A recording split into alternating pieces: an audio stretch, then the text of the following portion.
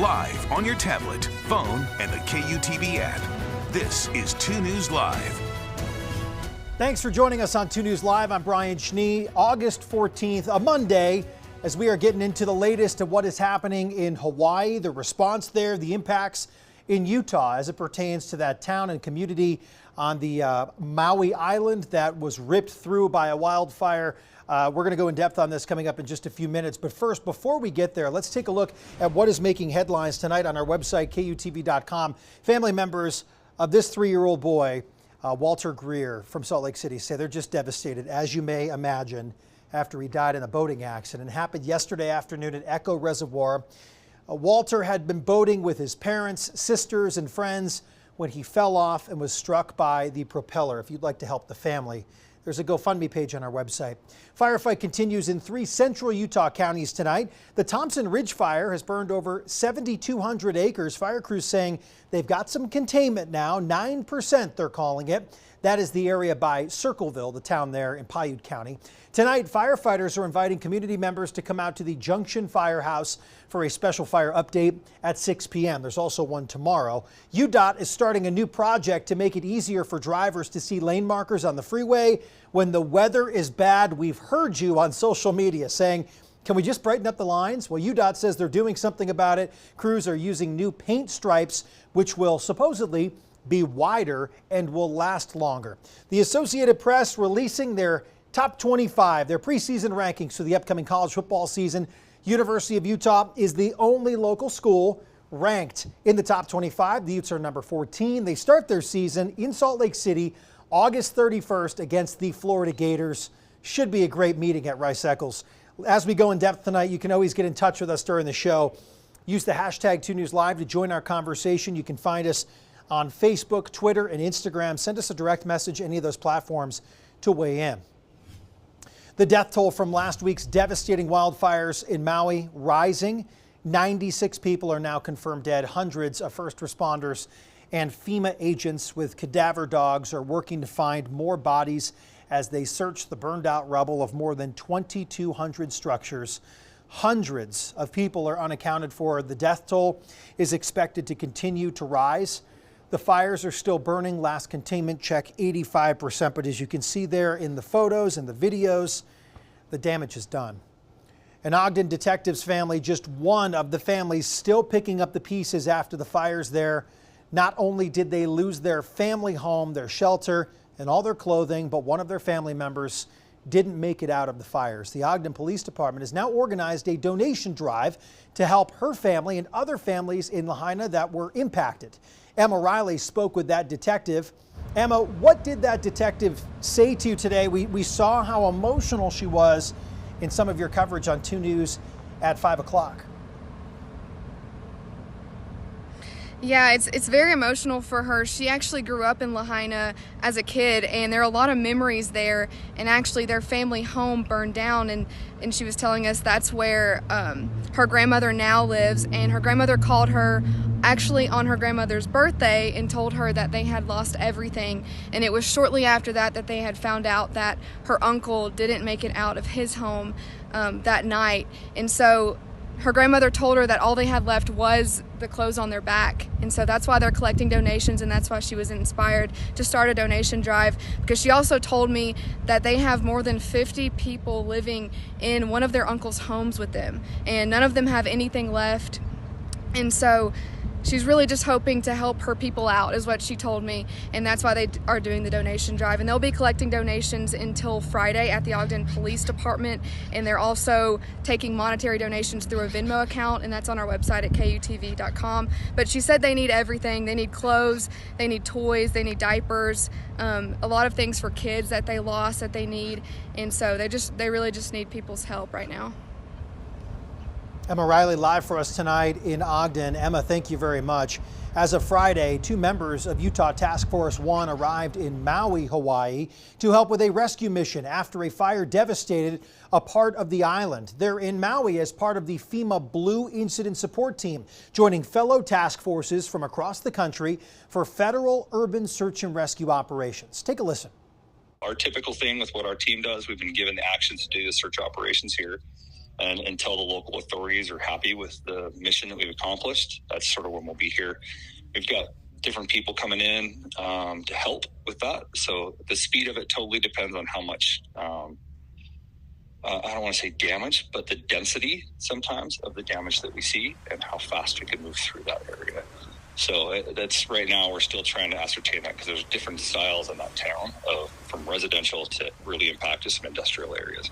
So we're not quite down sure what that speed's going to be. What is it like getting a phone call to go out for one of these assignments? It's one of those things that's a little interesting, especially being a fireman, right? I think it's the same feeling of when you get a fire call. It's something that you've been training for a long time. So there's the excitement of that, of being able to accomplish the tasks that you've been training for all the time. And there's always in the back of your mind sitting the unfortunate piece of the back end of what we're going to deal with, whether it be the house fire to hurricanes, tornadoes, floodings, or in this event here, what happened. It's just, it's the unfortunate weight of what happens is always there.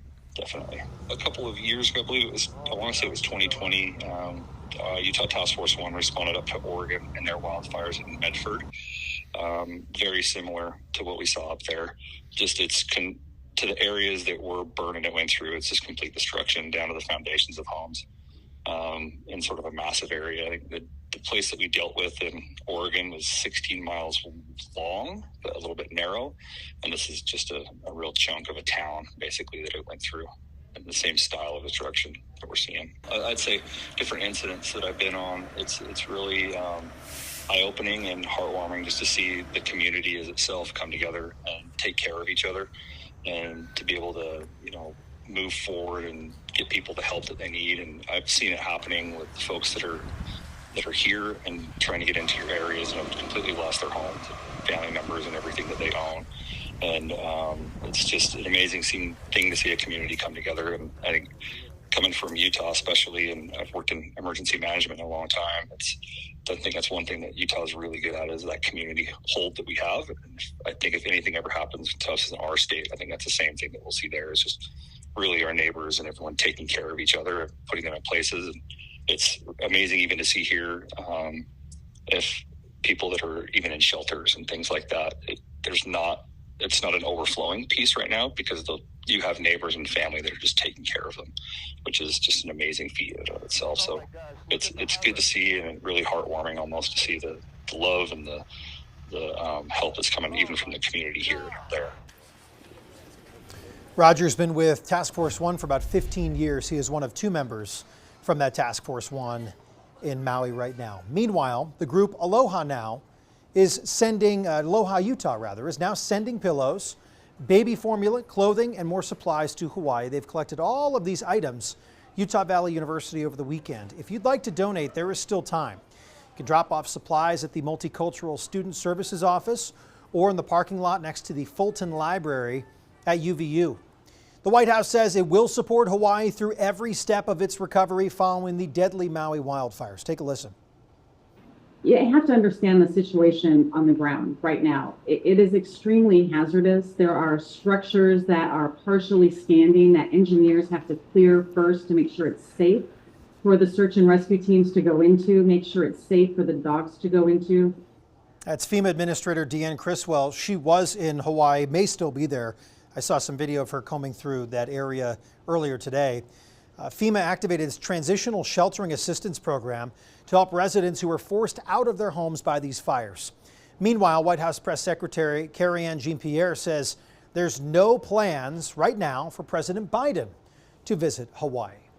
These fires are also taking a toll on Hawaii's economy. Tourism accounts for nearly 80% of Maui's income. During the first half of the year, Maui had nearly a million viewers. That's 1.5 million visitors. Now, due to the fires, almost everyone has canceled their vacation plans. This means those who survived the fires may no longer have a job. There's no real jobs around anymore, around in town or anything. And like I say, the bakery where I worked is burned down. Because I couldn't get it right the first time, 1.5 million visitors. The state says it could cost $5.5 billion to rebuild Maui. Meteorologist Chase Thomason here with your First Alert forecast. Have you been to Maui before? I have not. Okay, I haven't either. Yep. Obviously one of those places I would love to go, but it's one of those situations where you think like, is now the right time to go? When is the right time to go? Right. Having shown you that video from my conversation with the individual from Utah Task Force 1 today, I was there 2 days before that fire burned in Oregon, and then Task Force 1 was up there. It took them years to get back to where they were or to where they want to be. This could be years in the making to rebuild. I would assume right now don't go. I know you want to help, but probably financial donations make, a big dent, and then eventually you want the tourism to pick back up. And just quickly, if you are going to donate, please try to verify where That's you're right. donating. There's a lot of people that will take advantage in a situation like this, so make sure you're going to the right place. And if you don't know if you're going to a good place, just ask. We'd be happy to help verify for That's you. right. What are you looking at here in the forecast? Okay, so in the month of August, we've been basically below normal. Today, though, we were just above average. Thursday, we might get close to 100 degrees. So I wanted to look back at how many triple-digit days we've had, and we've had 12. All that happened in July, and that brings us above normal, which is 8. But the record of last year, 34, nowhere near that. And I really don't see us getting anywhere near that as well. We might not even hit 100 on Thursday, so we could just stay at 12, which would be okay. It's interesting you're talking about triple-digit heat. I was thinking today, when's the snow coming? Isn't it about time for another record snow year or something like that? Not yet. Not yet. It's coming, in though. due time, yes. That's right. Let's take a look at your forecast. All right, so temperatures today have been a little on the hot side, as I mentioned, 95 degrees. School starts for a lot of folks this week, and typically it seems like we get that last week of summer. It gets toasty, and that's exactly what we're seeing this week. A few degrees above normal, but the record is 100 back in 2021.